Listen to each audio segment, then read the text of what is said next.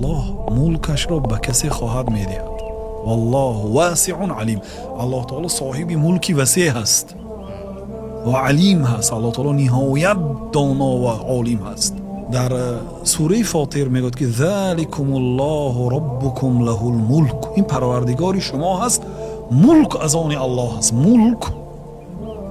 ملکی تمام کنزهای دنیا، چه از طلا، نقره، چه از سنگهای قیمت بها، این زمین، نفت و هر چیزی که دارد، اینا همه ملک الله تعالی هست. له الملک. ملک از آن الله هست، پول و مال از آن الله هست. والذین تدعون من دونه ما یملکون من قطمیر. اون خدایی که شما پرستش میکنید، اونا همون پوستی که دانه که خرما دارد کو، همون قطمیر میگوید. ما یملکون من قطمیر. خداهایی که شما پرستش میکنید مالکیت قطمیر نیستن، همون پوستلوقی در دانه که خرما بوده رو ندارن میگوید.